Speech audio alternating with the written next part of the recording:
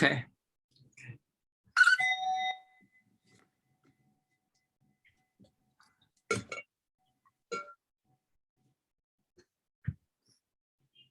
Good afternoon, Ajahn. Good afternoon, everybody. Good afternoon, brothers and sisters in the Dhamma. Let us pay respect to Ajahn by bowing 3 times. First bow. Second bow.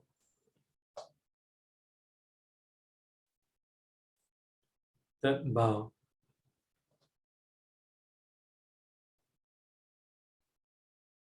We'll begin with the chanting. We will invite Ajahn to lead us in the chanting, please. Okay, so we will start with the Buddha's verse on loving kindness. Karaniya mattha kusalena yantang santang patang apisameja sakto uchuja suhuchuja suvajoja samutu anatimani santu sakoja suparoja appakiccoja sallahukavutti santintriyoja nipakoja appakappo kulesu ananukitto Naja kutang sama jare kinci yena winyu pare upawatayong sukino wa kemino hontu sappe satta pawantu sukitata ye ke cipana pota titasawa tawarawa anawase sati kawa ye mahantawa Machimara saka anukatula tithawa ye ja atitha ye ja ture wasanti aviture Putawa sampavesi wa sapphe satta pavantu sukhitata Naparo parang nikuphe thananti manye thakatta jinang kinti payaro sanapatika sanya Nanya manya satukha michaya mata yathani yang puttang ayusa eka puttamanurabkhe evam pisappa pute sumana sampavaye aparimanam metanca sappa lokasaming mana sampavaye aparimanam Uttang atho jatiriyan ca asampatang averang asapatang Tithan jarang nisinno wa sayano wa yavata savikhatamito etang sating atithaya brahma metang viharang itamahutit tinca anupakamma sirawa tasanena sampanno kame suvinaya ketang nahi chatu kappa sayang punareti ti Now let us chant the Buddha's verse on loving kindness.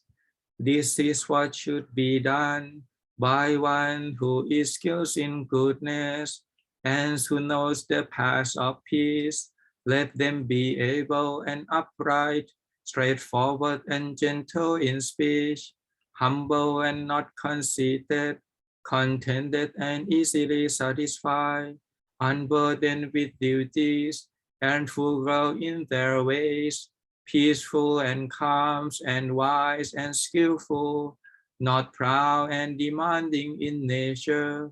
Let them not do the slightest thing that the wise would later reprove, wishing in calmness and in safety. May all beings be at ease, whatever living beings there may be, whether they are weak or strong, omitting none, the great or the mighty, medium, short or small, the seen and the unseen, those living near and far away, those born and to be born, may all beings be at ease. Let none deceive another or despise any being in any state. Let none through anger or ill will wish harms upon another, even as a mother protects with her life her child, her only child. So with a boundless heart, choose one cherish all living beings, radiating kindness over the entire world, spreading ours to the skies and ours to the depths. ours and unbounded, free from hatred and ill will, whether standing or walking, seated or lying down, free from drowsiness. One should sustain this recollection. This is said to be the sublime abiding. By not holding to fixed views, the pure-hearted one, having clarity of visions, being free from all sense desires, is not born again into this world. Okay, so we do the special chant today. It's called Metta Sutta for upcoming the Valentine days, the day of celebrate loving kindness. So we can do this. This is the full version of Metta Sutta from Patisampitammakha by Venerable Sariputta.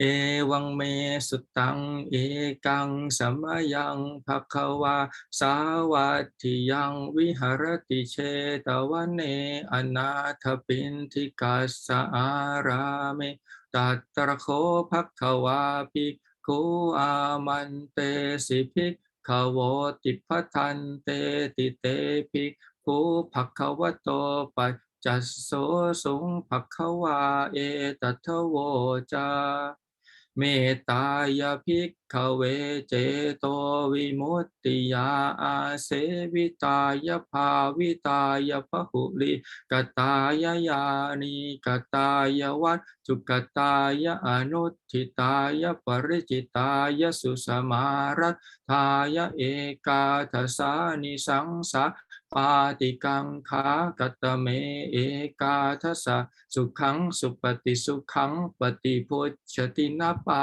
ปะกังสุปินังปัสสติมนุสานังปิโยโหติอมนุสานังปิโยโหติเทวตารักขันตินาสะอัพคิวาวิสังวาสัทธังวากรรมติตุวตังจิตตังสมาธิยติมุขวันโนวิปัสสิทติอาสัมมุลโหกาลังกโรติอุตตริงอัปปติวิชฉันโตพรหมโลกุปโคโหติเมตตายภิกขเวเจโตวิมุตติยาอาเสวิตายภาวิตายพหุลิกตายญาณิกตายวัตถุกตายอนุทิตายปริจิตายสุสมารัตทายอิเมเอกาทัสสานิสังสาปาติกังขาอัตถิอโนทิโสภารนาเมตตาเจ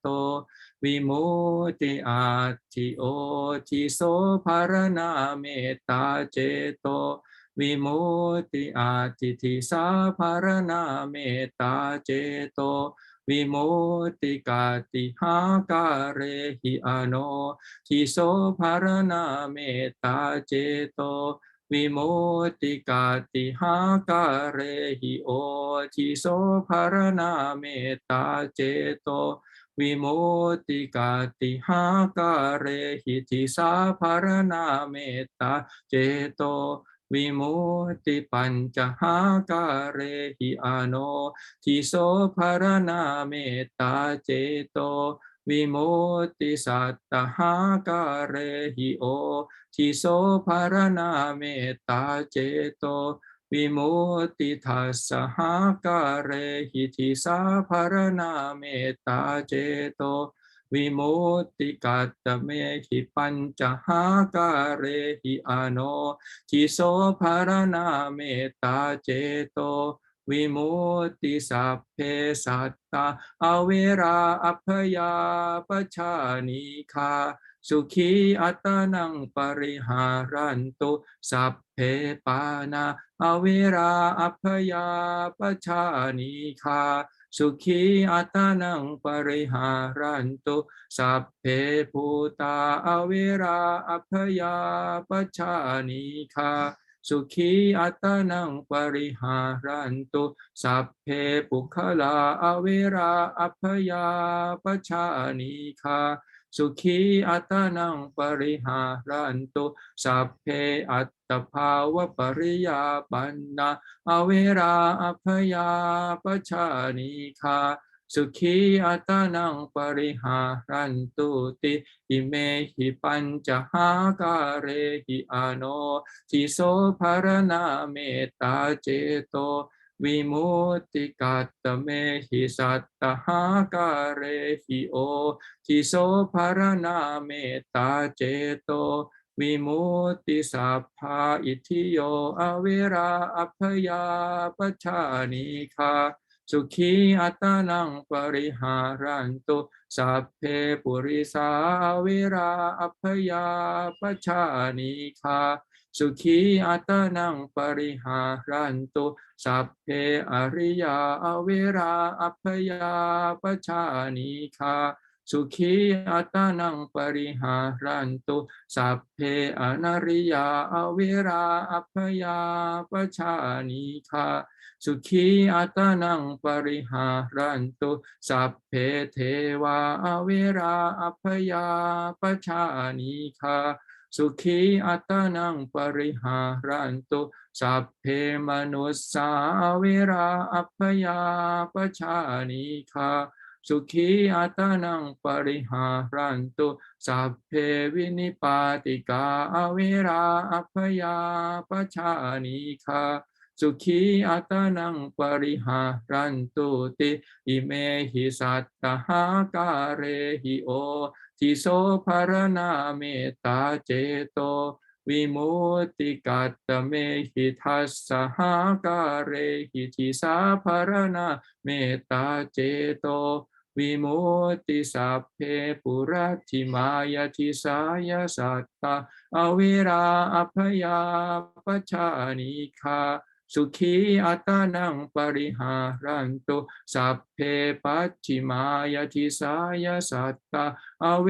ราอัพยาปัชฌานิคาสุขีอัตนังปริหารันตุสัพเพอุตรายทิสายสัตตาอเวราอัพยาปัชฌานิคาสุขีอัตนังปริหารันตุสัพเพทักขินายทิสายสัตตาอเวราอัพยาปัชฌานิคาสุขีอัตนังปริหารันตุสัพเพปุรัตถิมายาอนุทิสายสัตตาอเวราอัพยาปัชฌานิคาสุขีอัตนังปริหารันตุสัพเพปัจฉิมายาอนุทิสายสัตตาอเวราอัพยาปัชฌานิคาสุขีอัตนังปริหารันตุสัพเพอุตรายาอนุทิสายสัตตาอเวราอัพยา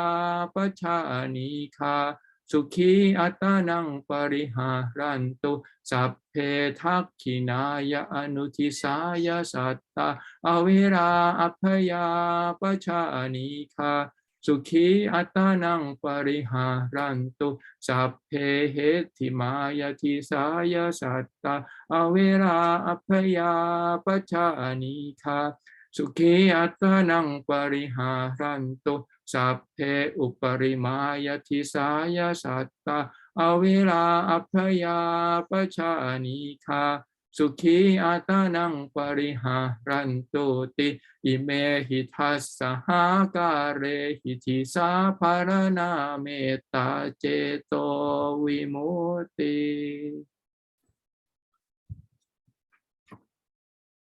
Do translation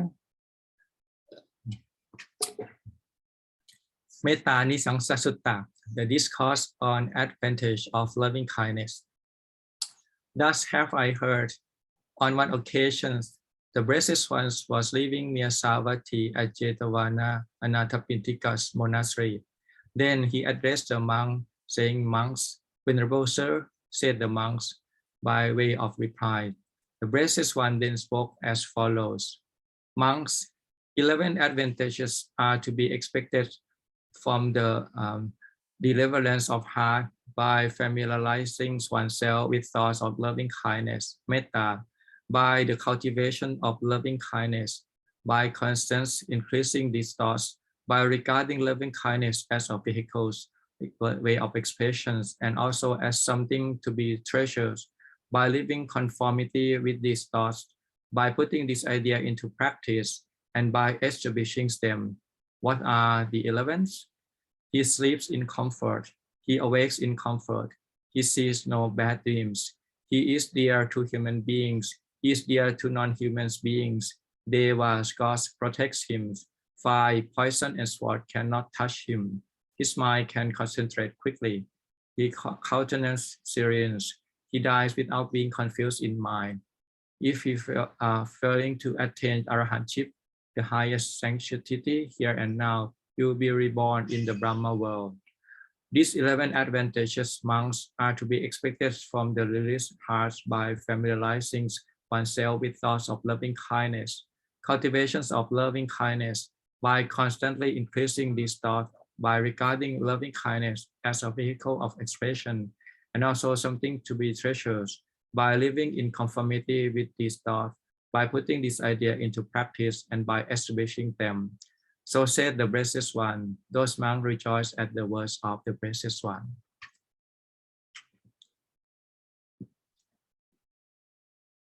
Okay, so the next one is the one for the Makha Puja. So this is the coming the 16th of this month will be the special day. It's called the Makha Puja day. So we do the Ovada Patimokkha, the Buddha giving the Ovada Patimokkha to the monks. Okay, so we do this verses on the training code.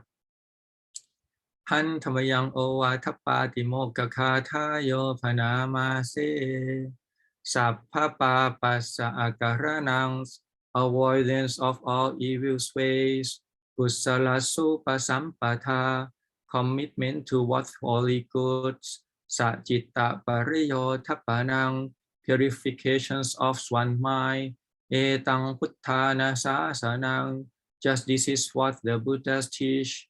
Kanti Paramang Tapoti Tikha, patience is the cleansing strength.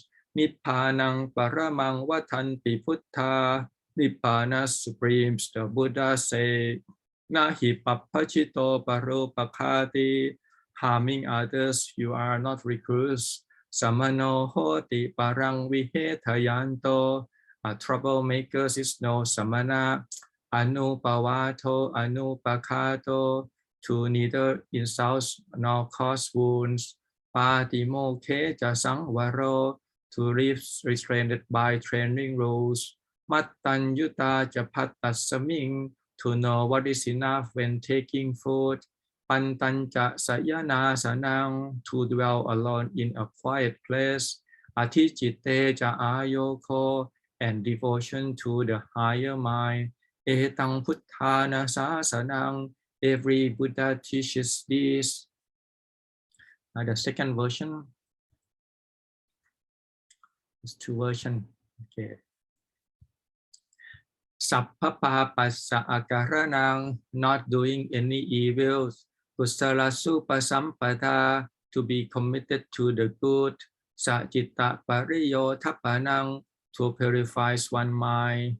Etang Puttana Sasanang, these are the teachings of all Buddhas. Kanti Paramang Tapoti Tikha, patience, endurance is the highest practice, burning out defilements. Nippanang Paramang Vatanti Puttha, the Buddhas say Nibbana is supreme. Nahi Pappachito Parupakati, not a renunciate is one who injures others. Samano Hoti Parang Vihetayanto, whoever troubles others can't be called a monk. Anupavato Anupakato, not to insult and not to injure. Patimokkha Sangvaro, to live restrained by training rules. Mattanyuta Japattasming, knowing one's measure at the meal. Pantanja Sayana Sanang, retreating to a lonely place. Atijite Ja Ayoko, devotion to the higher mind. Etang Puttana Sasanang, these are the teachings of all Buddhas.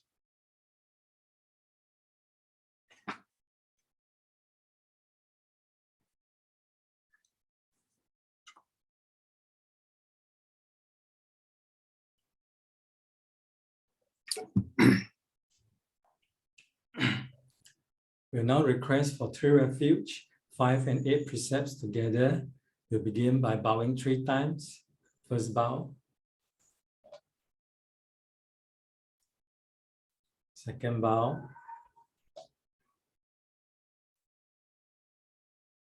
Third bow.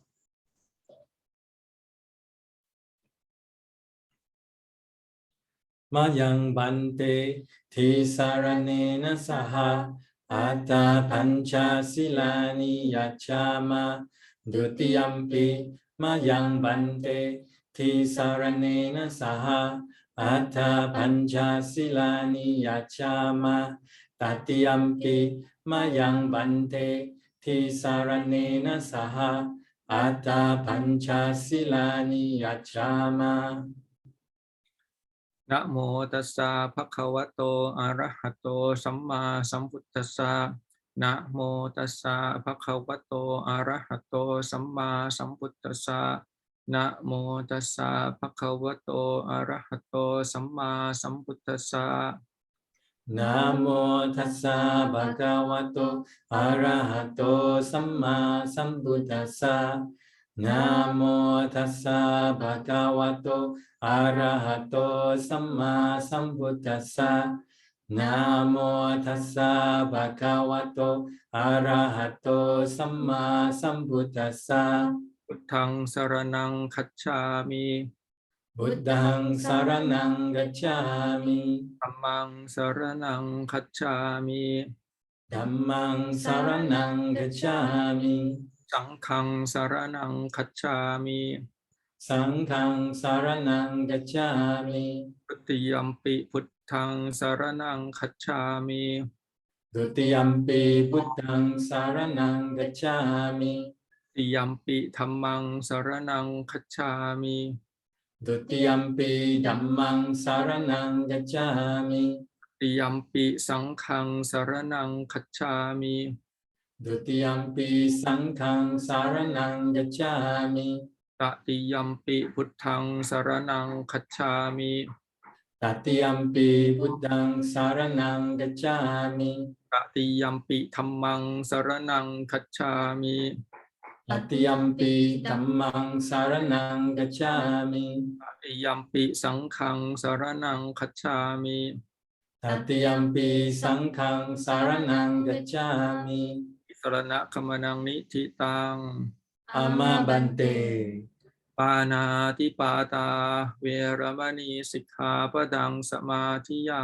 มิ ปานาติปาทาเวรมณีสิกขาปดังสมาธิยามิ อทินนาทานาเวรมณีสิกขาปดังสมาธิยามิ อดินนาดานาเวรมณีสิกขาปดังสมาธิยามิ กาเมสุมิชาจาราเวรมณีสิกขาปดังสมาธิยามิ กามิสุมิชาจาราเวรมณีสิกขาปดังสมาธิยามิ มุสาวาทาเวรมณีสิกขาปดังสมาธิยามิ มุสาวาทาเวรมณีสิกขาปดังสมาธิยามิ สุราเมระยะมัชฌปมาทัฏฐานาเวรมณีสิกขาปดังสมาธิยามิ สุราเมรยามัจจาปมาทัฏฐานา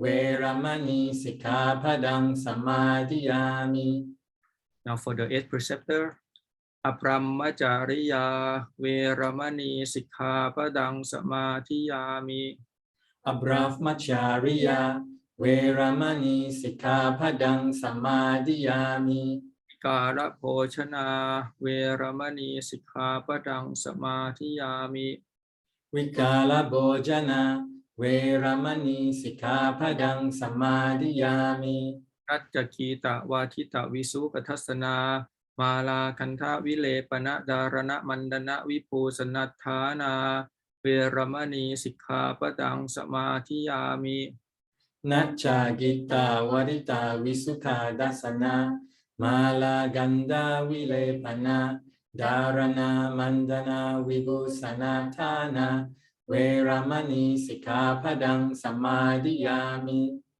ปุจจาสยนะมหาสยนาเวรมณีสิกขาปดังสมาธิยามิ อุจจาสยนะมหาสยนาเวรมณีสิกขาปดังสมาธิยามิ อิมานิปัญจอัฏฐสิกขาปทานิสมาธิยามิ อิมานิอัตถสิกขาปดานิสมาธิยามิอิมานิอัตถสิกขาปดานิสมาธิยามิอิมานิอัตถสิกขาปดานิสมาธิยามิ สีเลนะสุขติยันติสีเลนะโภคสัมปทาสีเลนะนิพุติยันติตัสมาสีลังวิโสทะเย สาธุสาธุสาธุ Let us bow 3 times again.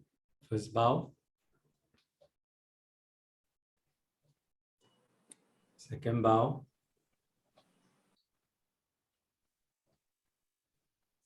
Third bow.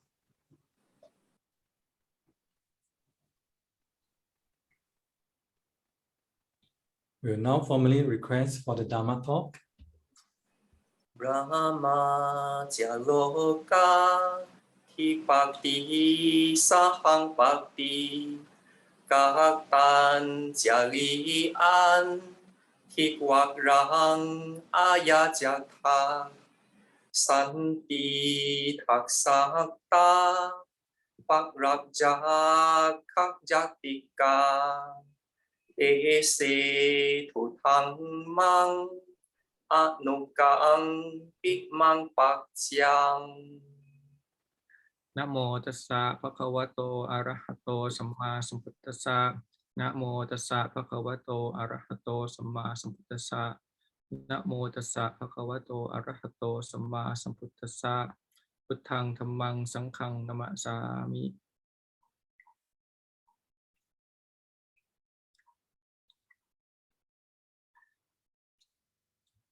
วันนี้ก็เป็นวันเรียกว่าอะไรสุดท้ายนะปิดท้ายนะที่เราจะมีชั่วโมงที่ I'm sorry I will speak in Thai so today is the last day that we get together for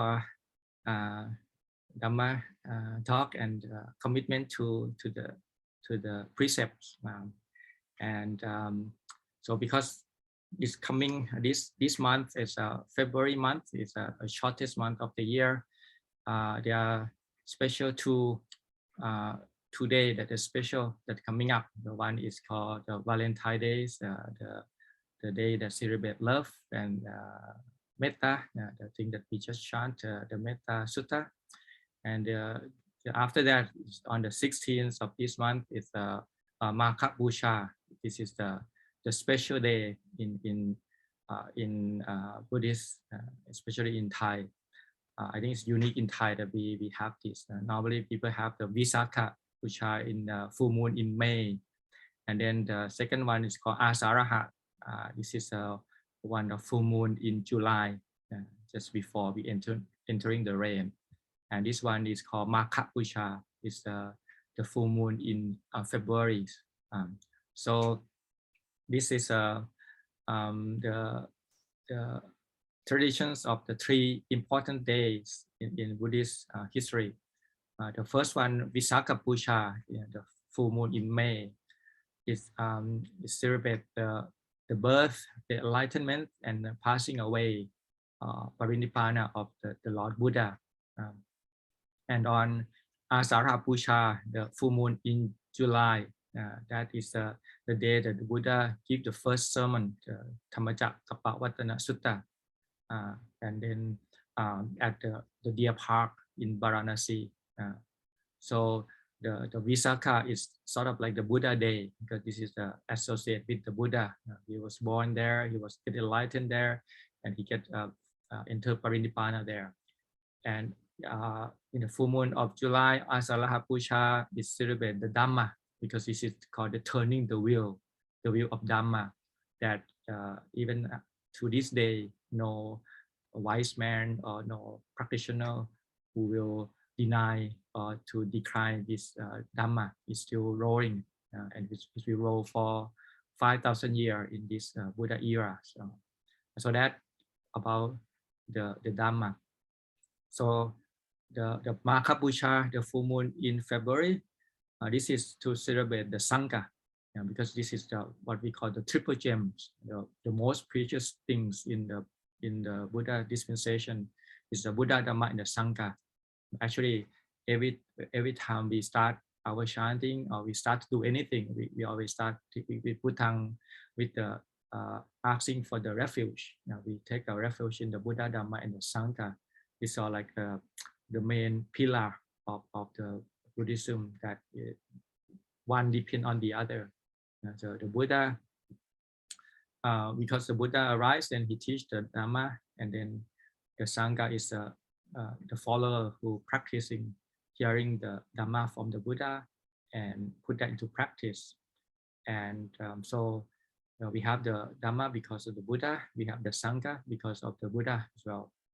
And also we have a Buddha because of the Dhamma, because the Dhamma is always there, it's always true, even though the Buddha will find out or not. But so because of the Dhamma, we have the Buddha. And also the Sangha, also we can, in the chanting, we call born of the Dhamma as well, because the Sangha is the noble people who following the teaching of the Buddha and understand the Dhamma, so that become Sangha. So the Sangha also coming from the Dhamma.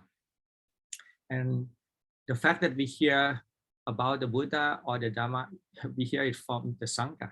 The Sangha is the one who basically the lineage of the Sangha since the Buddha time is uphold the practice, uphold the livelihood, uphold the teaching, accurate teaching of the Buddha now to this day. So we hear the Buddha story, we hear the Dhamma or the Sutta, the thing that we just chant, it all comes from the Sangha. So each one of these is supporting the other two. It's like the two pillars that if one fell off, then the other two can't sustain. So in Buddhism, this triple gem is very important, and then we take a refuge in that Buddha, Dhamma, and the Sangha. So we have a day that is in memory of those triple gems, and Visakha is talking about Buddha, Asaraha is about Dhamma. So the Magha Puja is about the Sangha. So why is the Sangha? Because this is a day in the history that is about the Buddha get enlightened on Visakha Puja, and then 2 months later he giving the first sermon and Dhammacakkappawattana Sutta, and he got the first disciple, Anya Kontanya. And then since then, from the 8th month until the 3rd month, is about how many months?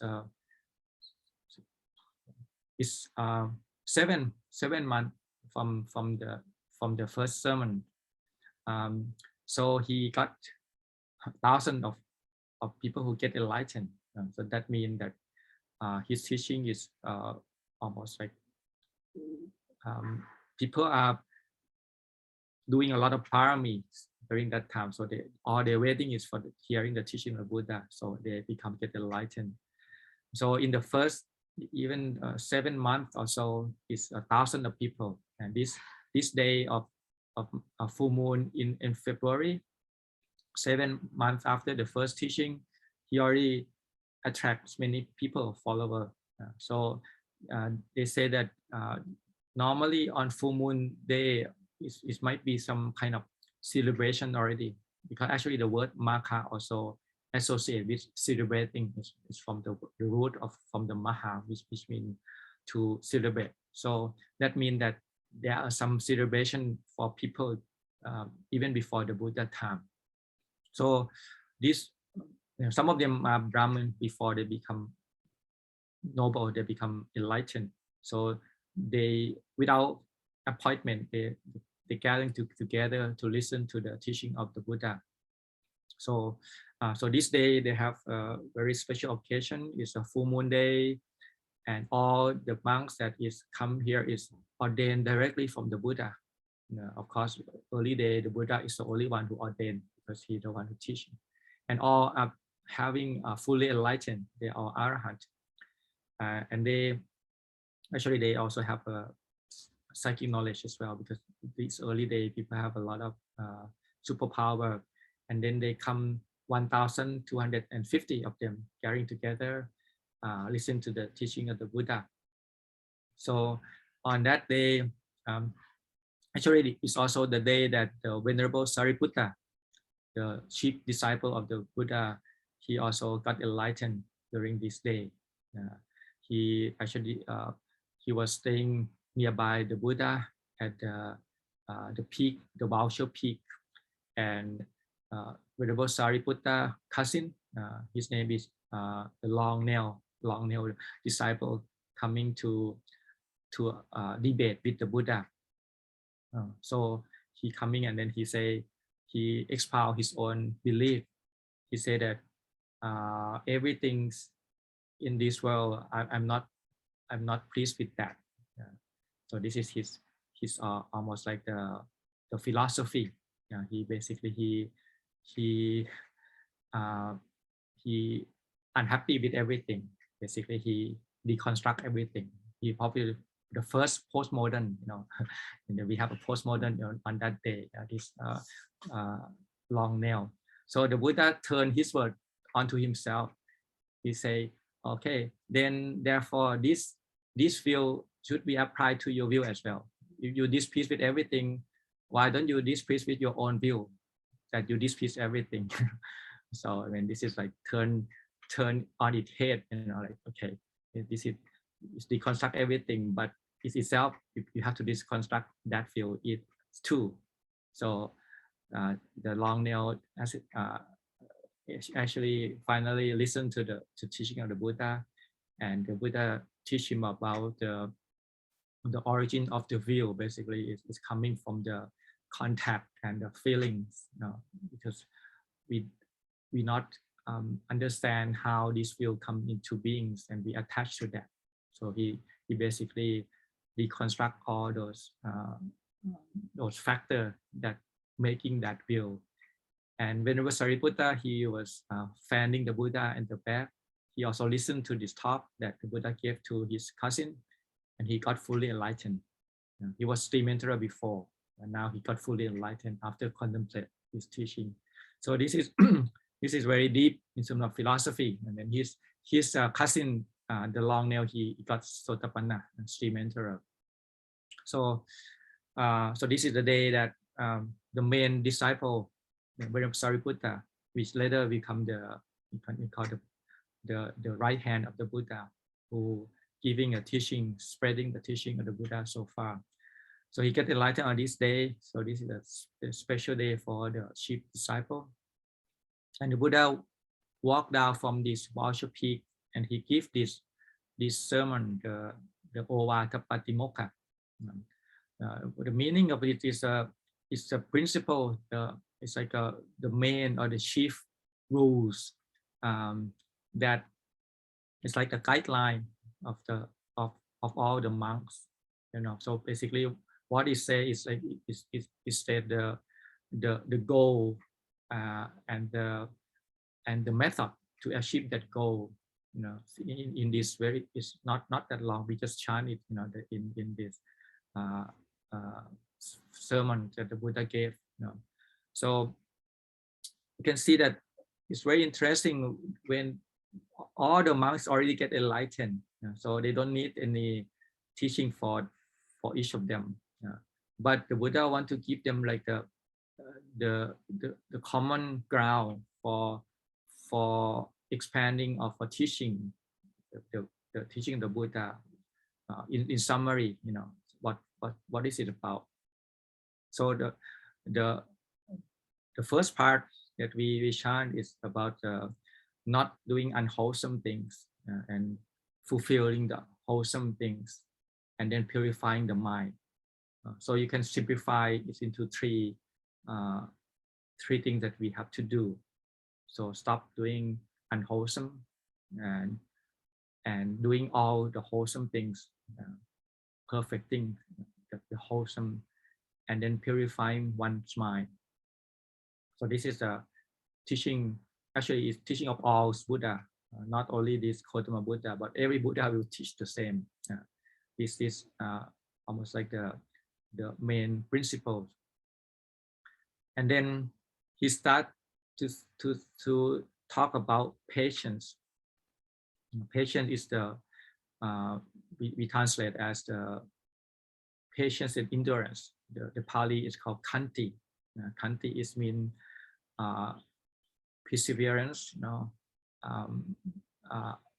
straight, holding your ground, not losing your heart, but keep going, be enduring, because this is a very important quality. Before you get enlightened, you need to have patience to whatever things that you do. So that's why it's the first word that the Buddha say, the patience. You can see that in February there's another day. It's called Valentine Day. The Valentine Day is emphasized on the metta. The metta is the quality when you are friendly with other people, you wishing them well. So the main purpose of metta is opposite of ill will, of harming, of hurting other people. So and actually the Khanti, the patient endurance, is also opposite of anger as well. It's just the metta and Khanti is go hand in hand. You can always say that. For the lay people, we emphasize more on the metta side, because you are basically live amongst social. You have a family, you have a friends, and so the emphasis is more on the how to interact with each other with a good intention, with wishing them well, be friendly, and it's counterpart of the dosa of hate, of the wanting to harm others. But for the monks, for the one who renounce the world, the quality is more emphasis on Khanti, Khanti of endurance, because this is the power of the monks, or the one who renounce the world. So there are 5 kind of powers that I think this is the old saying, even before the Buddha times. They say that the power of woman is anger. So the woman use anger as a power. So she usually with the anger she can destroy many things, but that is her power. The power of the infant is crying. When the infant cry, you have to see what he needs, and then feeding him or whatever. So the power of the infant is crying. The power of the thief or the robber is the weapons. The thief rely on their weapon. Like if you go to rob the bank, you need a good gun, otherwise nobody will listen to you. So the power of the robber is the weapon. The power of the kings is the honor. Basically, the king give out honor for people, so they can basically do the king's work, basically supervise and govern the city and towns, and so the king has the honor at his power. And the honor of the wise is wisdom, the panya, is the power of the wise. And the recluse, the one who ordained, renounce the world, the power of the recluse is the patience. So you can see that the patience is right there, up for the highest quality for the one who ordained. So that's why the Buddha give that as a first word. He emphasized a lot on patience and endurance. And actually, if you listen to Ajahn Chiyasaro talk, he mentioned about Luang Por Cha, when he come to Thailand, and he couldn't speak Thai, but the first word that he hear again and again when Ajahn Chah giving a teaching is the word Otton. Otton in Thai means patience. So basically he doesn't know what is the meaning of the whole teaching, but he remember one word, Otton, and he asked his friend, a Thai monk, what is this meaning mean, Otton? So he said, this is mean patience and endurance. So you can see that it's a key for people who want to practice, because as a monk you have to be patient with many things, with the climate, with the weather. Maybe it's too hot, too cold, with the food that maybe not the type that you like, with the schedule that maybe you have to adjust to it. And this is what we call training the mind, taming the mind. So you need to be patient and basically be mindful and observe what other people do and try to fit in and be everything that you do, be mindful, but you have to be patient with your old habit, the thing that you, the condition that you do before you ordain. There's a lot of things that you have to change in order to be a good monk. So that's why the patience and endurance is a very important quality.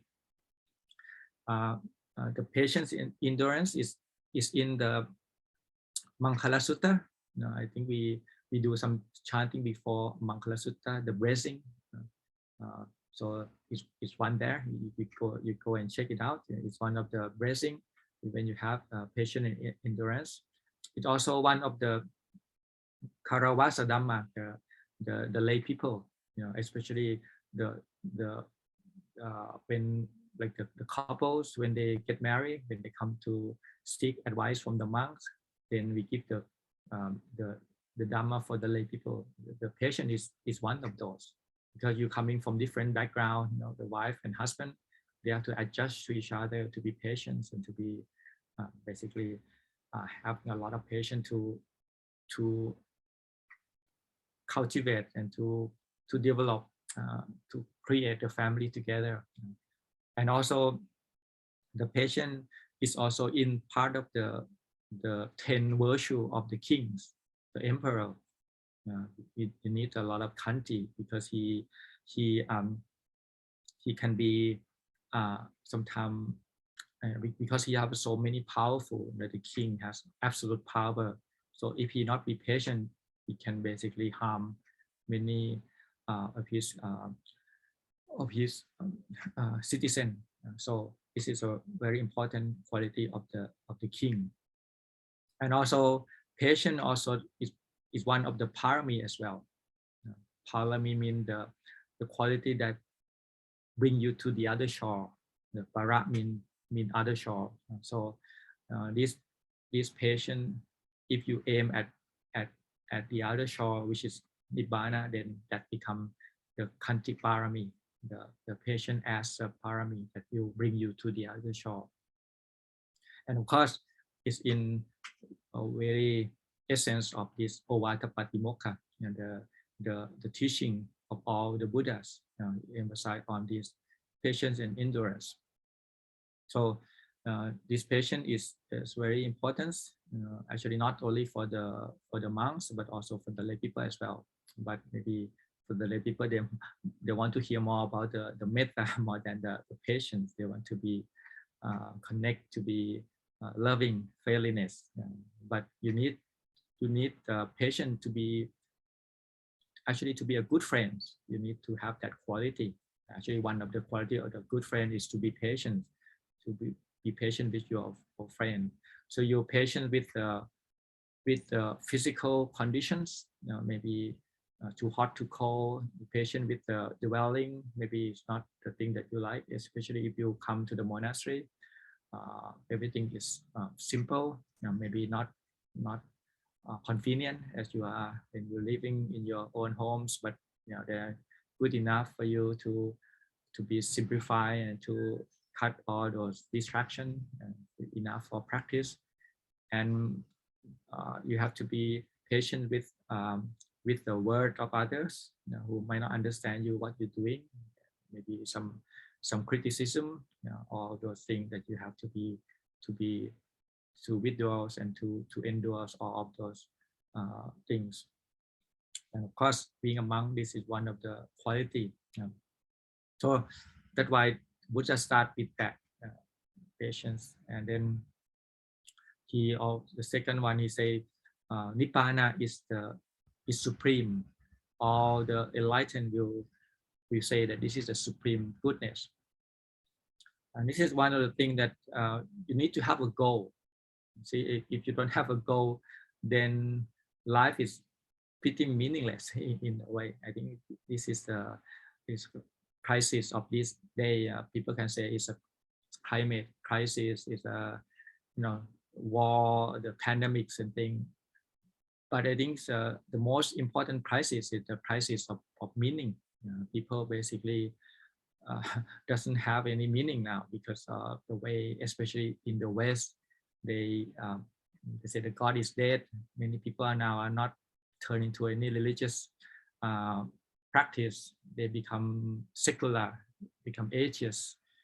They go to the movie, right? They go to church and to whatever. So they lost this kind of meaning in their life. They lost the direction, because you need meaning in order to pursue things and to keep yourself going despite all those obstacles. So and you need to have a meaning in your life to say what is good and what is bad. Because if you have a goal, then whatever bring you closer to that goal is become good, right? Whatever you move it away from that goal, it's become bad, because you stay away from the goal. So you need a goal, and in Buddhism the goal is very clear. It's Nibbana. It should mean completely free from all sufferings, be released from all sufferings. So that is the goal and the main goal. So that when you have a goal, which is Nibbana, then the life is meaningful, because you can endure, you can, as far as you know where you're heading at, and you know that every day you moving closer to that goal. So it means the life has purpose, have direction, you have goals. So I think this is very important to for it's very relevant to this day. What is your goal in your life? You can talking about the minor goals, to have a family, to have a good job and all those things, and then but you have to keep asking, and then what? So when you have a good family, you have a good job, and you have a lot of money in the banks and so on, and then what next? What then? So you have to keep asking them, because otherwise you might lost your life many years, and then find out in the end that you're not really it doesn't mean anything to you at the end. So I think this is the question you can come back and then ask yourself. So in Buddhism, the Buddha laid out is already, so you can study it. What is the meaning of Nibbana, and the meaning of letting go, like the Ajahn Chah always say, you're letting go a little bit, you'll be peaceful a little bit. You're letting go a lot, you're peaceful a lot. It's depending on the degree of how much you can letting go, and then that is a purpose in our direction that we're heading. And with that, things like if you know why, then you can bear anyhow, right? So you can come what may, and you know that this is your goal. So you already have that framework of the direction. So this is almost like the main thing that setting the direction in the right direction. And then there was a kind of the more detail of how to do that, and start with the monks, like not to harm to other beings, not to speak in the way that harm other beings, not to act in the way that harm other beings. So I think this is also very important. It's like a doctor in a way.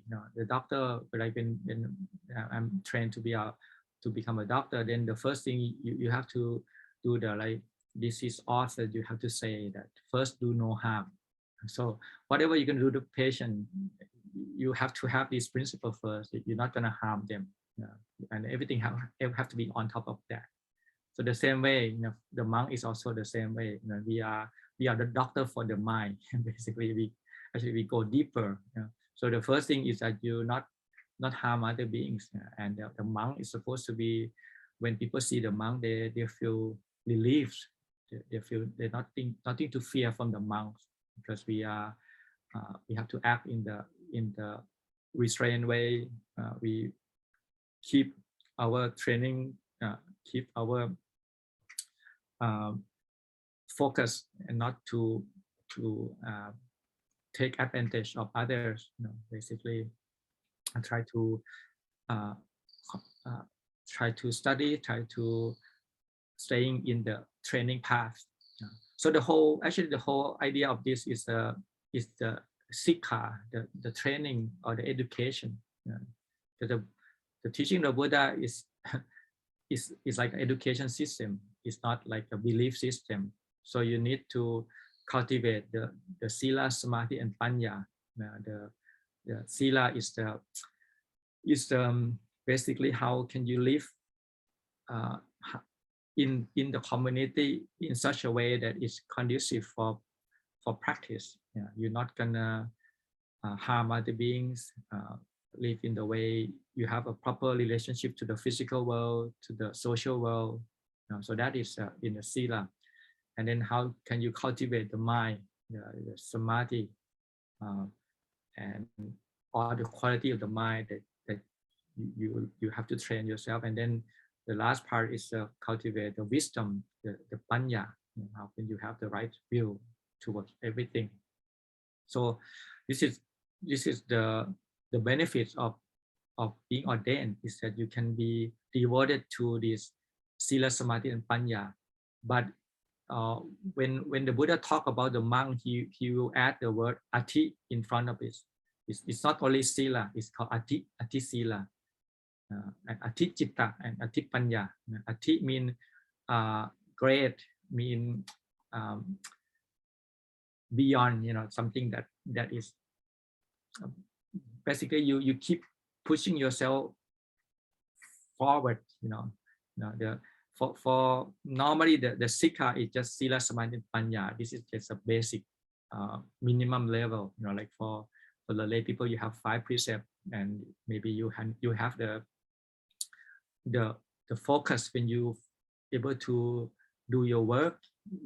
Whatever you do, you single-mindedly you finish the task. So that's called you have a samadhi to that extent, and you have your wisdom to guide you along to how to earn the living in a way that not harm other. And so this is like the basic kind of sikha that the level that the lay people have. But for the monk, the sikha is higher. It's called ati sikha. Ati means greater. So you have ati sila. What is ati sila? Ati sila is a patimokkha. We have 227 rules. Much more than the 5 rules of the lay people. But it's basically everything's about monk's life that we have to learn. So it's kind of more intensified and more focused. And for the samadhi, ati-citta, for samadhi, it's not only that we have a focus in the job, but it's talking about the jhana, the concentration. Because of course the monk have more time, so we can devote it to the secluded place and to meditate more. So we should, at least in theory, we should aim for the 1st, 2nd, 3rd, and 4th jhana, and that is the singleness of the mind, which is called ati-citta. And then panya, ati panya in the monks is more toward the noble eightfold path, because the monk is aiming toward putting the end to all suffering. So it's not not that we want to reborn in the heaven world. Usually that what the lay people go is to be reborn as a heaven, to be deva, to be God, so they can enjoy the essential pleasure. But for the monks, the goal is to put the end to the suffering. Whatever realms of being, they still have to subject to old age, sickness, and death. So the monk want to go beyond that. So you need the Four Noble Truths. So that's it called the Atipanya, the wisdom that is transcendent. You can call it transcendent wisdom, transcendent sila, transcendent samadhi, and transcendent chitta, transcendent mind, and transcendent wisdom. So you need all of those quality for the monk. So basically, this is teaching for the monk. So the Buddha is more focused on that. So you have not to harm other living beings, not to say bad word to other beings, and then to be restrained in the training rules of the Patimokkha. So you need a principle, you need the code of conduct. It's like a night code, but it's for the monks. You need to follow yourself, train yourself into this code,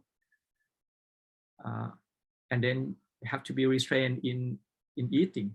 Actually, it's not only food, but for requisite, the food, the clothes, the dwellings, the medicine. You have to be simplify yourself, content with little, whatever enough, and then you devote your time for atichitta. So it ends up with atichitta. You find the seclusion place, and then you are devote your mind to be atichitta, to have the greater mind, transcendental mind. So you start with the patience and endurance, and you end with this transcendent mind. So this is the way to train oneself, and actually the way to teach others is to train oneself. So you set yourself as an example. You purify yourself first, and by leading your life as an example, that you can be happy with not many things. You can be happy with just a simple requisite, and you can happy with the training, and then you can show that to the world. So this is the way that the Buddha gives the guideline of the monk who want to propagate the teaching of the Buddha by setting oneself as an example, by following this rule, stop doing all the evil, all the unwholesome, perform all the wholesome. The wholesome here actually is the highest form of wholesome is the Arahata Makha, the Makha of the fully enlightened. And then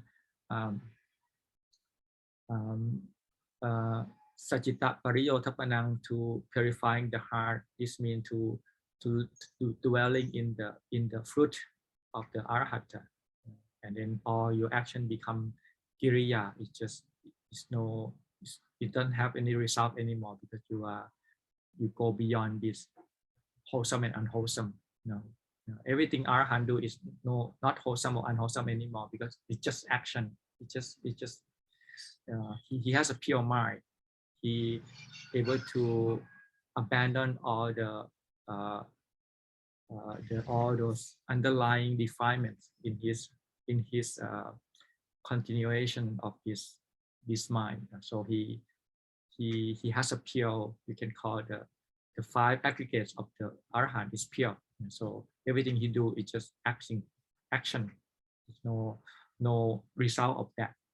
So this is a very, very deep, but the Buddha used very simple word, and everybody can practicing at their own understanding. And some people say, oh, not doing good, not doing bad, doing good, purifying the mind. It seems very simple, but it can go all the way up into the Arahant. So that means that you still have the unwholesome thing that you haven't abandoned. You still have wholesome thing that you haven't done yet. So you have to do that.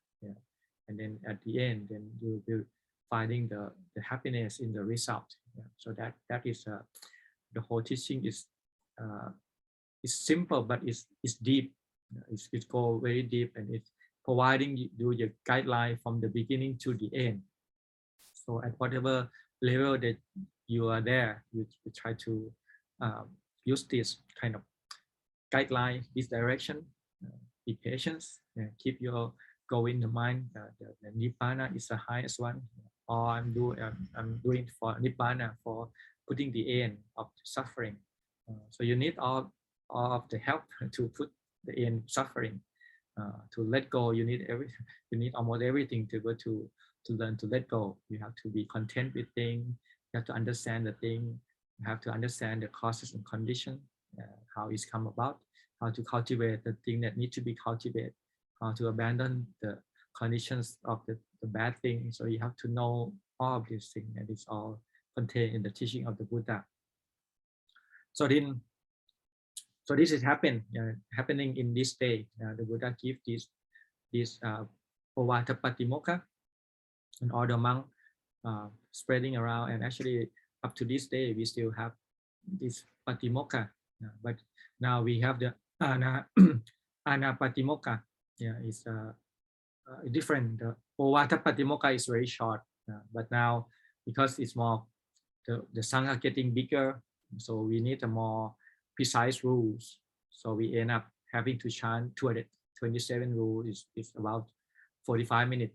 So every fortnight we'll get together and listen to Ana Patimokkha, which is our code of conduct for the monks. But in the beginning, it's very simple. It's just short. But when the Sangha is more bigger and bigger, so you need some more precise rule. So that happened, and then on this special day is also another very important day. The last year of the Buddha, when he was 80 years old. At that time, he was stay at Vesali, in this special place, and he basically he mentioned to Ananda, his attendant. He said that for every Buddha, if he want to, because the Buddha he has this itipada. Itipada is a quality of the mind that to accomplish something, you have this shanta, the love of doing it, love of doing the work. Viriya, you have effort. You have citta, you have the focus, concentration, and you have vimamsa, to contemplation. So when anybody who perform these four itipada, then if they want, they can stay as long as the lifespan of that people in that time. For example, the Buddha, at the time, the average lifespan of people is 100 years. So if the Buddha want, all he say is that if he want to, he can live up to 100 years. But Ananda, the text say that the Mara basically take over the Ananda, so he doesn't pay attention, so he doesn't invite the Buddha to please, Venerable Sir, can you stay for kappa, so for 100 years. He doesn't say that. So the Buddha mentioned it 16 times before, and this is the last time. So after he said that, the Buddha, if he want to, he can extend his life up until 100 years. But Ananda doesn't say anything. So the Buddha say, okay, Ananda, maybe you are tired now, you can have a rest. So Ananda go and have a rest. And then the Mara come. The Mara is the king. He was basically the king of the highest heaven. And actually, he came before when the Buddha get enlightened at the Bodhi tree. He want the Buddha to enter Parinibbana. He doesn't want him to teach, because all the Mara afraid of, the Mara is the one who preoccupied with power. So anyone who still stick in the samsara is still under his power. But when people start to look for the path to renounce the world, to find the path to freedom, then he will interfere. He doesn't want people to get over his power. So he said, the Buddha, okay, you get enlightened. What the point of teaching? You just he just parinibbana. But the Buddha said no. He want to make sure that all his disciple, his monks, his nuns, his lay people, lay female follower, all of this group of people should know the Dhamma well. And not only that, they should be able to explain the Dhamma in detail to other people, and able to when people have misunderstanding about the Dhamma, they should be able to correct that mistake, and to basically able to have this strong has this right view and strong enough and know enough to know what is right and wrong, and to elaborate upon that. So because he needs 45 years after he's get enlightened. He enlightened at age of 36 and age of 35, and it's 45 years from that time. He do exactly that. He walk around, and then he teaching every day. So thousands and thousands of people get enlightened. So at this day, when he's turned 80, he used his psychic power to survey all the world, and he said, yeah, all the thing that he gave the promise to this Mara, that when all his disciple have this ability, then only then he will attain parinibbana. So he accept the Mara invitation to enter parinibbana. He said, the next 3 months I will enter parinibbana. So when he say that, the earth is shaking. This is one of moment where the earth shaking, the earthquake. So the Ananda, they basically realized that the earth quake. So he come to the Buddha and asked what happened. So the Buddha explained the cause of earthquake, and one of them is basically when the Buddha decided to let go of his. He said, from now on, I will just let the nature take its course. I will not live longer. I just content with what I have. So the Ananda realized that, he said, Buddha, please stay on. You can live up until 100 years. But the Buddha said, Ananda, this is not the way. The Buddha, everything the Buddha say is only once. He will not say it twice. He basically he will not return. Whatever he say is that. It's just that. So he said, I'm already relinquished my will of life. In 3 months I will parinibbana. So that's why he letting go of this his life faculty on this day, and 3 months later, which is going to be the Visakha, he get fully enlightenment. So that's why this is a very important day, because the Buddha leave the burden to all of us. If we are Buddhists, then it's not only the Buddha, he has done his job. He do anything that the master, the teacher can do. He teach everything. He doesn't hide anything. He explain everything in detail, and he makes sure that all of us know this. So you see, the burden is on us now. That we have to carry it on, and it will, according to the text, 5,000 years. So we carry it now half the time. So we have another half to go. So all of us to carry on for this precious teaching, this Dhamma, so we can hand it down to further generation, so they can know this as well. So that's why this is very important. This is the day of the Sangha. It's among us. We are part of the Sangha. We are part of the community to keep this teaching alive and to hand it on to the next generation. So it will last for 5,000 years.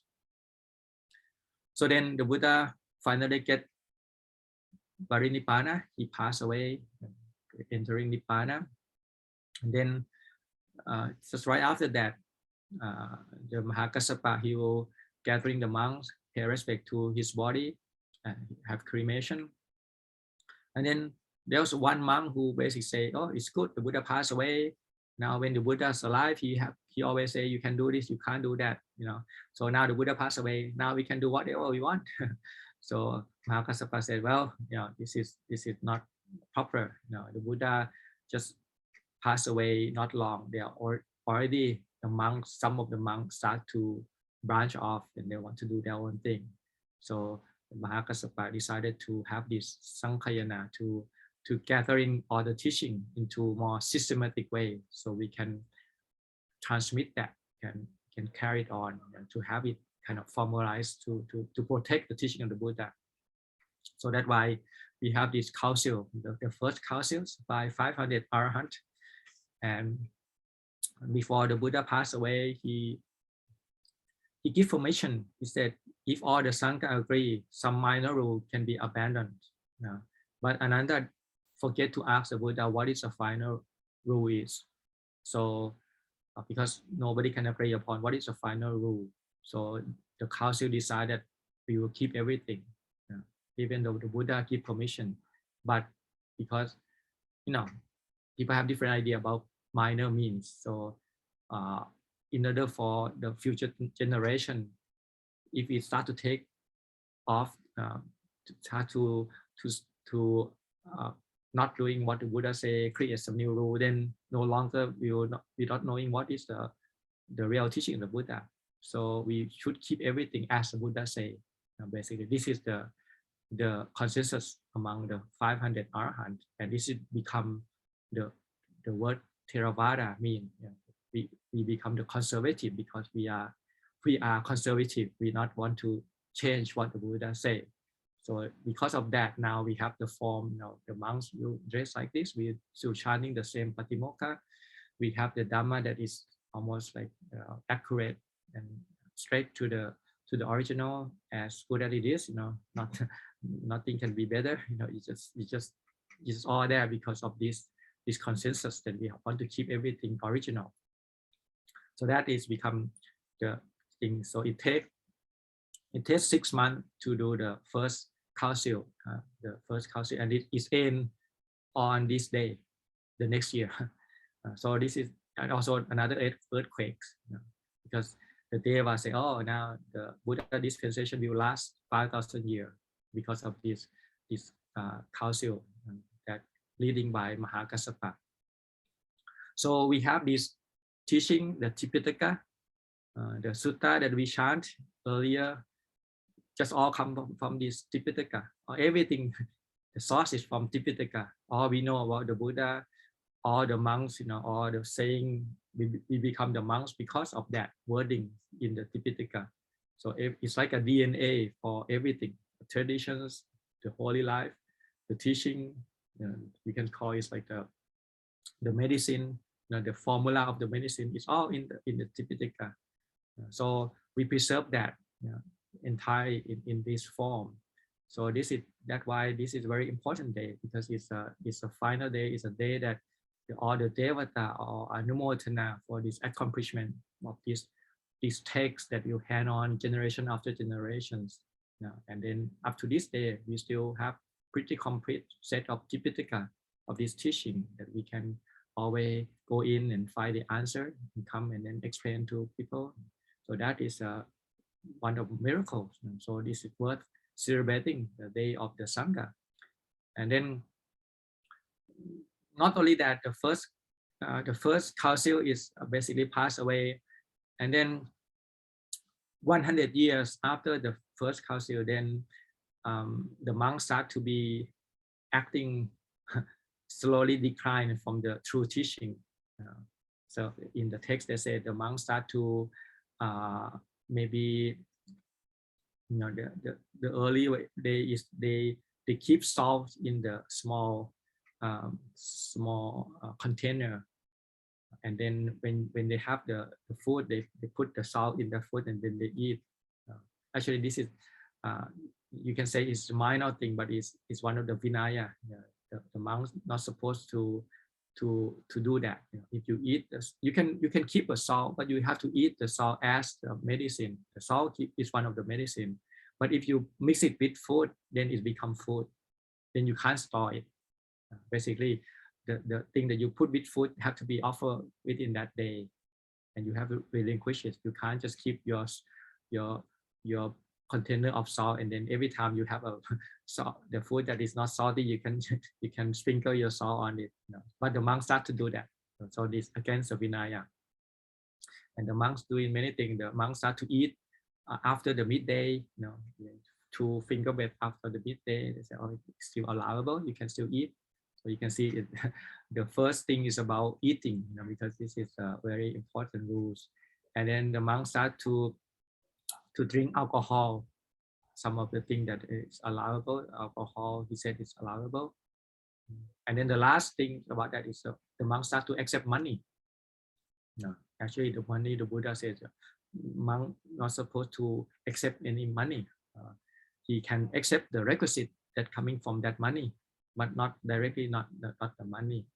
He needs some people who helping with bringing that money into requisite, and he can make use of that. But the monk was not supposed to accept money directly from the lay people. So you can see that the monks start to shift from the correct way. So we have this second council basically to deal with that. So it's 100 years after the Buddha Parinibbana. And then after we finish the second council, then at that time there's a lot of monks who have the psychic power. So they look into the future, and they find out that in the future there will be the time of the Asoka, 215 and 18 years after the Buddha passed away. There will be a lot of people who not understand the teaching of Buddha, and they will distort the teaching. So they end up going to the Brahma world to invite the Brahma called Tissa, that in the future please come down, and you will be the chief monks who will revise the teaching of the Buddha. So actually, eventually he come down and he become the great monks at the time of King Asoka, and he's a head who do the third council to basically sort out which monk is understanding according to the right way, which one is basically not understanding well, so disrobing, and then just keep the monk within this correct teaching. So, and this also happened on this day, the going up to invite the Brahma, and then keeping the Buddha dispensation lasting longer, because after King Asoka, then with the pure teaching of the Buddha, then he sent a Dhamma missionary to different places, and one of them come to Thailand, to Suvarnabhumi, and basically we are as we are now because of that. So there's a lot of cause of events that coming after that, and it's all start from this Makapusha, or this special day, and the day the Buddha passed down the burden to us, the day that we finished the first council, we finished the second council, the day that we laid out the foundation for future generation. He also try his best to keep this teaching pure, and then up to this day we still have the thing that we need to do. It's all there in Tipitaka. You can go and do some research and study and pick what you need and to practice. So it's all come to this Makapusha day. So it's a real day. It's a day of the Sangha, the day that we contemplate on this meaning and carry on as we can, as a Sangha and part of the Sangha. So hopefully that the teaching of the Buddha will be for long-term welfare and benefits of the people and for generation to come. And we are part of that. And we are proud that we are one of the vehicles of this Dhamma and of this special day, this Makapusha. So I would like to leave this reflection for you for this special occasion. So this will be end of my first period.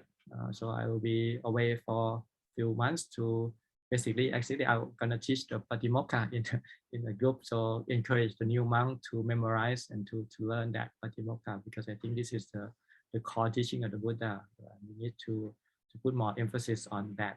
So I will be away for a few months, and hopefully I'll be back probably in June or May, in a few months. Okay, so until then, so good luck for everybody, and may you stay safe, and hopefully you all still be here when I come back. Keep yourselves safe and keep practicing. Just keep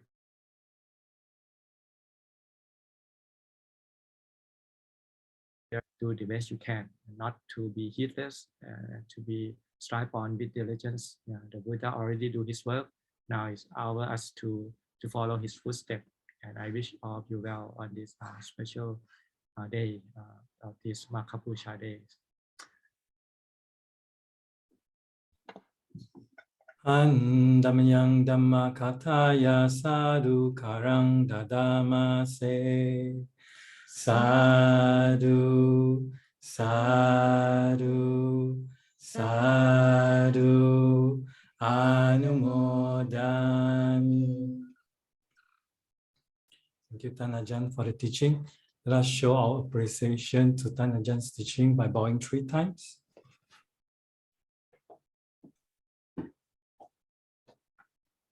First bow. Second bow. Third bow.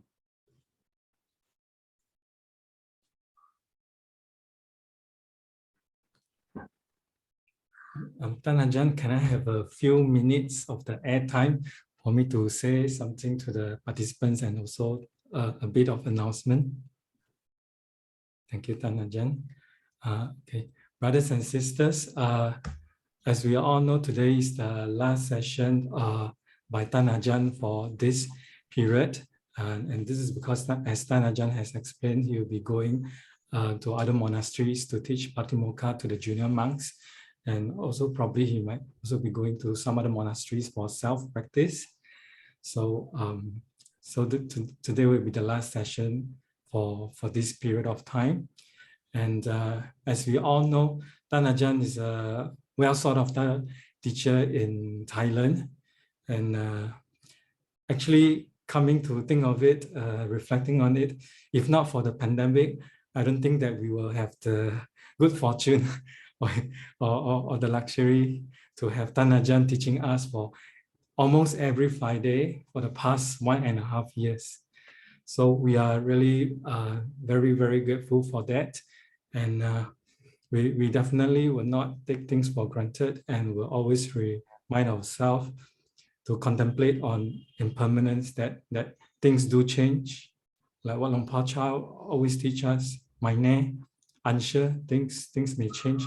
So things may change, will change, and it do change. So we are reaching a milestone of our session with Tanajan for this period. So let us really appreciate and continue to practice well during this period of time. Right. I have 2 little announcements here. Number 1, for those who just joined us and who have missed Tanajan's earlier Dhamma Talk, I'd just like to inform you that you can also go and listen to Tanajan's earlier talks, which started in August 2020 in NDR's YouTube channel. So you cannot go and look for NDR, you will not find anything in YouTube. You have to look, you have to spell out Nibbana Dhamma Raka. So you'll be able to get the previous teachings of Ajahn Dton's teachings. So all in all, today is actually the 70th session. So all in all, Tanajan has taught us for 70 Zoom sessions. So, and now we are actually, the committee is in the process of updating, as in adding the titles to each of Tanajan's talk, so that it is easier for us to, let's say, to focus on the particular topic, and easier for us to revisit and to re-listen to Tanajan's talk again. So we are in the process of adding to the titles. So please give us some time, then you will be able to access. It will be easier. Now all the video is actually in the YouTube channel already. It's just that there's only timestamp, like which day the Dhamma Talk, but there's no topic. So we are adding the topics now with the approval from Ajahn Dton. So that it's easier for us to revise and listen again, to revisit Tanajan's talk again. Yeah, okay. Then the second thing is that this is not confirmed yet, but the committee is still in discussion. But most likely we will still continue with the Friday Dhamma sessions, but the format will be slightly different in the sense that it will still be every Friday at the same time, 4:30 p.m. Instead of logging into the Zoom, you don't have to log into the Zoom. You just need to visit NDR's Facebook. So we will play Ajahn Dton's previous Dhamma talks at that time, and then so that we all can practice together, continue our practice, most importantly. So this is not fully confirmed yet. The committee will update all of us here when things are more or less confirmed. Yeah. Also, just to say something about the 70 Dhamma talks. So actually for the past 1.5 years, sorry, Ajahn, a bit long-winded today. Yes, actually for all the 70 Dhamma talks, Ajahn has actually really taught us a lot, and it really has covers a lot of topics ranging from explanation of the suttas such as the Karanyamita Sutta, Ratana Sutta, Mangala Sutta. So a few Zoom sessions were spent to explain each of the suttas, and of course Ajahn also explained to us many other smaller suttas as well. Besides that, Ajahn also expounded or explained to us a lot of the important Buddhist concepts such as paticca samuppada, the dependent origination, 7 factors of enlightenment, the concept of non-self, like the Anatta Lakkhana Suttas. So Ajahn also spent a few sessions on it. Ajahn also guided us on meditation. So there were 2 one-day meditation retreats last year, one in March and one in December. So Ajahn also spent a few sessions explaining to us the Mahasati Patthana Sutta. So yeah, so it covers a wide range, and also Ajahn also always will remind us to take up higher precepts. Say, for example, if you are taking 5 precepts now, then Ajahn will encourage you to take 8 precepts. Then you're taking 8 precepts, take more frequently, from 1 week once to maybe a few times a week. And then if you can, then step out your practice to 10 precepts, even as a lay Buddhist. So Ajahn has given us a lot of very useful and wise tips as to how we can step up our practices. Also, basically, Ajahn has covered a lot of topics ranging from Sila, Samadhi, and Panya. So with that, I would like to strongly encourage all the participants here to listen to Ajahns talks again, listen to a few more times. And I'm sure every time you listen, you will learn also something new. And most importantly, as what Ajahn always remind us, after you listen, let it from the head goes down to the heart. That means not just stay as a knowledge in the head, also goes it down to the heart and internalize it into your heart. In Thai, it's called Khao Chai. I think Ajahn always explain this, from the head to the heart. And how do we do it is by our daily practice. So this is a very important reminder from Ajahn.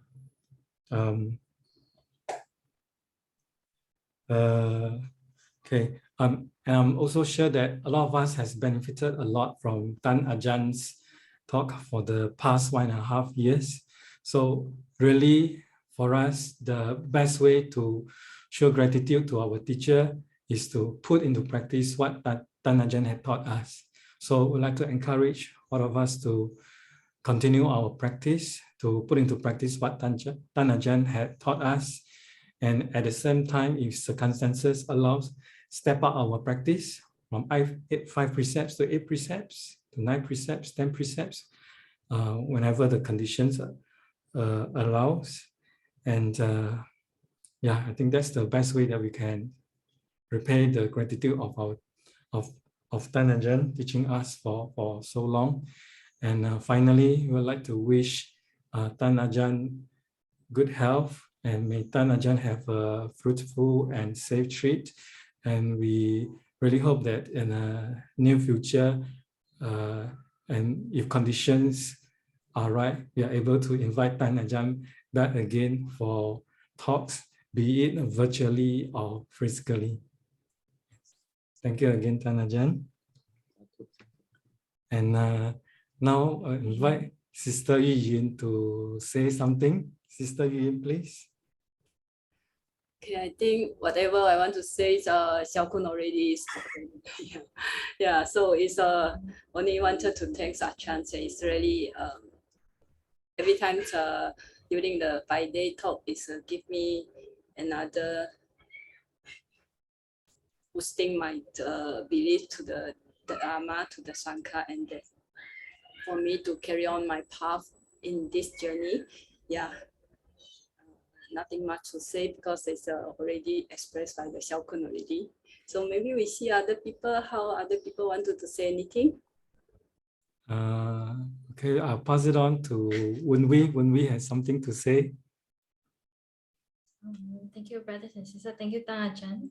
Actually, we are really very grateful to Tan Ajahn for your very wise and insightful teaching and guidance all this while for 1.5 years.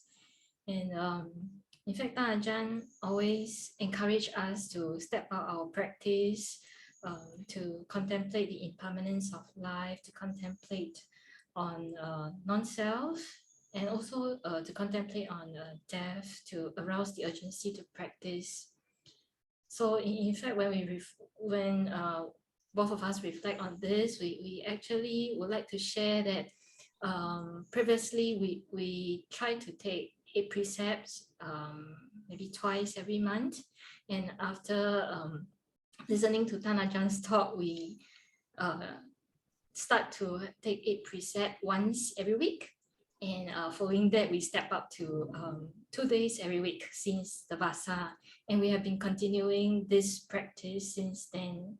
So we are grateful that Tan Ajahn encouraged us to take this small but useful and challenging steps. It is not a very drastic change, but it's baby steps that leads us to to improve our practice. And then actually by doing this, it helps us to appreciate the simplicity of our life, and also to understand what is our priority in our life and what is truly important, especially when we start to contemplate on death, and we start to think what is truly important and what should we focus on in our life. So we would like to say that we will continue with our practice, even though Tan Ajahn is not around these few months. We will still continue our practice with Kanti and Atapi, and we really hope that we'll continue to be able to listen and to be guided by Tan Ajahn when Tan Ajahn come back from your trip. And we would like to express our heartfelt gratitude to Tan Ajahn. We'd like to wish you that you have good health, peace, and a safe and fruitful trip to the other monastery. And hopefully we get to see you soon. Thank you, Tan Ajahn. Okay, brothers and sisters, we open the floor. If anybody would like to say anything to Tan Ajahn, please feel free. You can just unmute yourself. This quite a small group in the Zoom. You need to raise your digital hand so that we can unmute your. Oh, okay. Thank you. Anybody?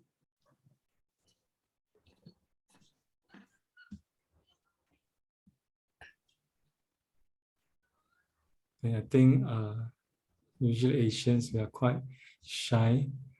So last call. If not, then we will proceed to seeking of forgiveness from Tan Ajahn.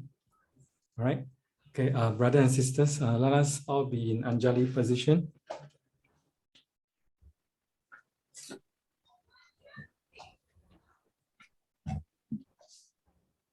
Okay, we begin by bowing 3 times to Tan Ajahn. First bow. Second bow. Third bow. We now chant Namo Tassa 3 times together. Namo Tassa Bhagavato Arahato Samma Sambuddhassa. Namo Tassa Bhagavato Arahato Samma Sambuddhassa. Namo Tassa Bhagavato Arahato Samma Sambuddhassa. Brothers and sisters, please be in bowing position and remain bowing position throughout. And please repeat after me. Acharya, Acharya, Pamadena, Pamadena, Dwaratayena Katang, Dwanatayena Katang, Sabang Aparatang, Sabang Aparatang, Kama Tuno Bante, Kama Tuno Bante, Acharya, Acharya, Pamadena, Pamadena, Dwaratayena Katang, Dwanatayena Katang, Sabang Aparadang, Sabang Aparadang, Kama Tuno Bante, Kama Tuno Bante, Acharya, Acharya, Pamadena, Pamadena, Dwaratayena Katang, Dwaratayena Katang, Sabang Aparapang, Sabang Aparadang, Kama Tuno Bante. Kama Tuno Bante. Even you can offer the flowers.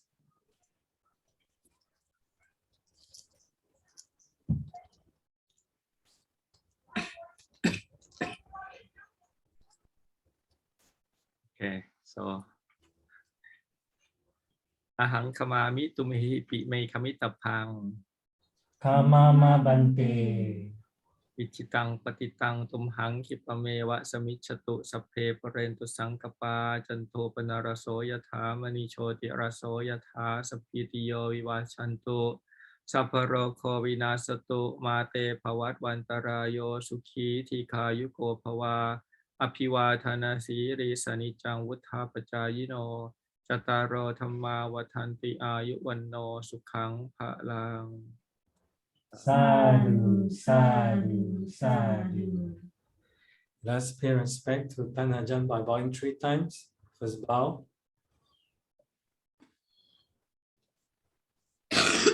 Bow. Third bow.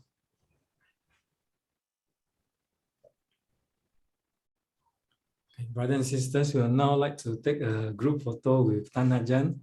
So please, we'd like to encourage you to turn on your video. Then when we are ready, then you will help us to take the photo so we can put our palms together. Can everyone try to open your video, on your video? Yes. And yeah. So let me see. I do have 2 pages here because it's okay. Most of us will open already. Yeah. Okay. So Liu Niang is it? Okay. So everyone look at the camera. Yeah, smile. 1, 2, 3. First, the second one. Sophie Sa, right? There's another one. Can you turn on your video? Because it look like 2 chicken in the profile. Okay. 1, 2, 3, smile. Okay. Thank you, everyone. Sadhu, sadhu, sadhu. Thank you, Tan Ajahn. We have come to the end of the Zoom session. So we'd like to invite Tan Ajahn to lead us in the closing homage. Tan Ajahn, please. Arahang Samma Sambuddho Bhagava Buddhang Bhagavantang Abhivademi Sawakhato Bhagavata Dhammo Dhammang Namasami Supatipanno Bhagavato Sāvaka Saṅkho Saṅghang Namami. Once again, thank you, Tan Ajahn. We'll hope to see Tan Ajahn in future again. Okay, so see you in a few months. Thank you, Tan Ajahn. Have a safe trip. Thank you, Tan Ajahn. Ajahn. Please stay safe.